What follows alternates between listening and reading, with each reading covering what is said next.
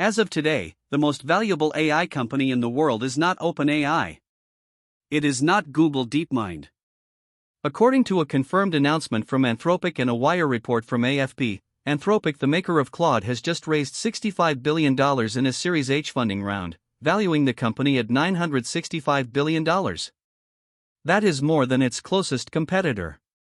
And this is the same company that, just 10 days ago, announced that Andrej Karpathy, one of the most respected AI researchers on the planet, had joined their team. Oh, and they also shipped Claude Opus 4.8 today. Tonight, we break down what this funding round actually means, who is behind it, why the valuation matters, and whether the race to build artificial general intelligence just entered a completely new phase. In the next 7 minutes, we are going to cover everything: who led this funding round, what Anthropic plans to do with $65 billion, what Claude Opus 4.8 actually brings to the table, why Karpathy's move to Anthropic was a bigger signal than most people realized, what the Pope's AI encyclical has to do with all of this, and what one accidental $500 million spent on Claude licenses tells us about where corporate AI adoption is heading. There is a lot happening inside this one story. The story of Anthropic's extraordinary week begins on May 19th, when Karpathy posted that he had joined Anthropic, describing the next few years at the frontier of large language models as especially formative and expressing excitement to return to research and development. For anyone tracking the AI industry, this was a significant signal. Karpathy had previously built Tesla's autopilot team and was a founding member of OpenAI before leaving to work independently. His choosing Anthropic over other frontier labs carried weight. Then, on May 28th, the story accelerated dramatically.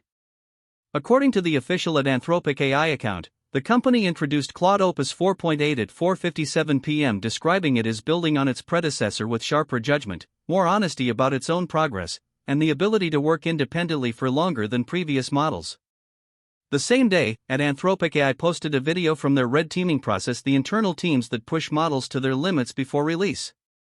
And then, at 6:11 p.m., the headline the entire AI industry had been waiting for. According to Anthropic AI, the company had raised $65 billion in a Series H funding round, led by Altimeter Capital, Dragoner, Greenoaks, and Sequoia, at a post-money valuation of $965 billion. That valuation makes Anthropic, according to AFP's Wire report published at midnight, worth more than its arch-rival OpenAI.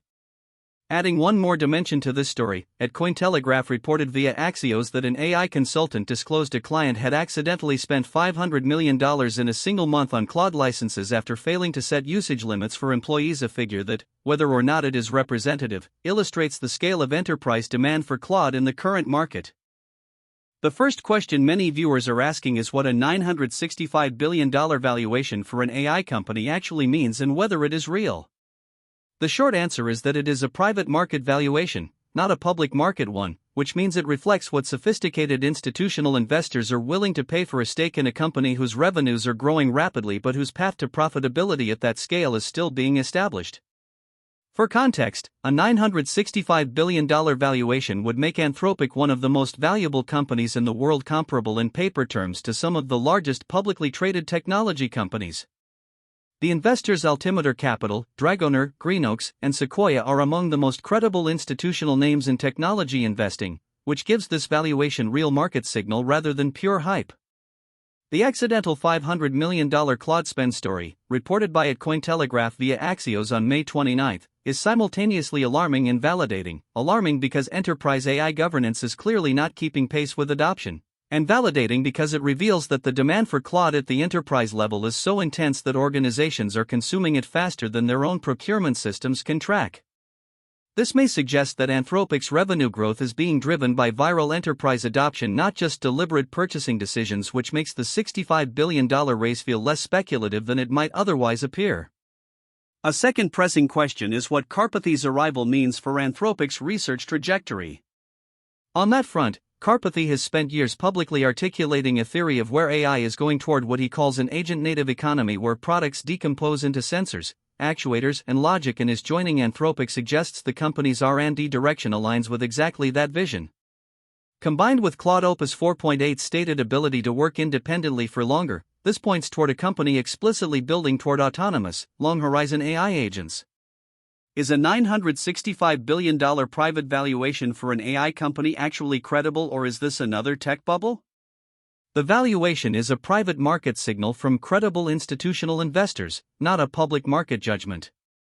The accidental $500 million Claude enterprise spend story, if representative of broader adoption patterns, suggests the revenue trajectory may justify aggressive valuations, though the path to public market profitability at that scale remains to be demonstrated. What does Andrej Karpathy's move to Anthropic signal about the company's research direction? Karpathy has publicly articulated a detailed vision of an agent-native economy where AI systems decompose products into sensors, actuators, and logic rather than simply accelerating existing software.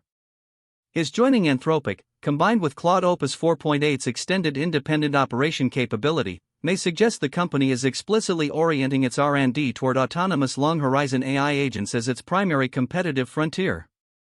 In the United States, this story lands at the intersection of technological ambition and economic anxiety.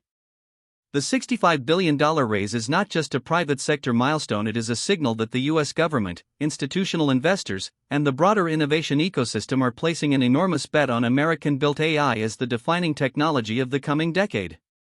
For the millions of American workers whose industries are being reshaped by AI, the race between Anthropic, OpenAI, Google, and Microsoft represents both opportunity and disruption, a duality that the Wall Street Journal noted this week as the graduating class that started college with ChatGPT now enters an upended job market. Across Europe, the story arrives in a specific regulatory context. The EU AI Act is already being implemented, and the emergence of a near trillion-dollar AI company based outside European jurisdiction intensifies the debate about whether Europe can build competitive AI capacity or will remain dependent on American platforms. In Asia, particularly China, this week's Anthropic funding round and BYD's simultaneous unveiling of its 4nm self-driving chip represent two diverging technology trajectories that are accelerating in parallel. While Anthropic is pulling ahead in foundation model valuations, China is rapidly advancing in applied AI hardware, raising questions about where the decisive advantage in the AI era will ultimately reside. At the Vatican, the context is perhaps most surprising. According to Anthropic AI, Anthropic co-founder Chris Olah was invited to speak at the presentation of Pope Leo XIV encyclical, which at Foreign Policy reported named AI development as one of the most urgent moral issues of our time. That encyclical and the controversy around Peter Thiel's leaked dismissal of the American Pope as a woke figure is placing Anthropic directly inside one of the most significant ethical debates of the decade. The skeptical case on Anthropic's valuation is worth taking seriously. A $965 billion private market valuation for a company that does not yet have publicly disclosed profitability requires a sustained belief that AI will generate returns at a scale that justifies that price, and history offers many cautionary examples of technology valuations that proved premature. Critics would argue that the accidental $500 million Claude spend story is not evidence of healthy demand, it is evidence of a market in which enterprises have not yet developed the governance frameworks to control AI costs. Runaway consumption is not the same as sustainable revenue. On the broader race, Sam Altman's OpenAI Foundation announced a $250 million commitment to broadly shared AI prosperity this week, framing AI's role in terms of individual freedoms and quality of life. That framing is the strongest competing vision, not the richest company, but the most widely beneficial one. The argument from OpenAI's direction is that the company that shapes how AI benefits are distributed, not just which model is most capable, will ultimately define the legacy of this era. And on the question of safety and ethics, the strongest opposing argument is that a company valued at nearly $1 trillion operating at the frontier of AI development carries an immense public responsibility that no private funding round can substitute for transparent institutional accountability.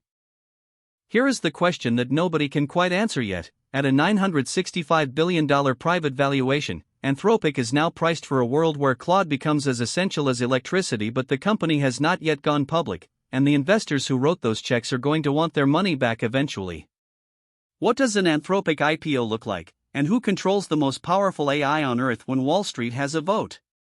Tell us in the comments, do you use Claude, ChatGPT, or another AI in your daily life, and does it matter to you which company is winning the valuation race? Drop your answer below.